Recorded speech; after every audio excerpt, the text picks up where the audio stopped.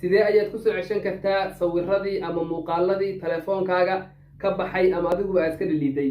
qayb badan oo naga mid ah waxaa si un telefoonkooda uga baxay sawirro iyo faylis iyo muuqaalo muhiim u ahaa. marka sidee ayaad ku soo ceshan kartaa?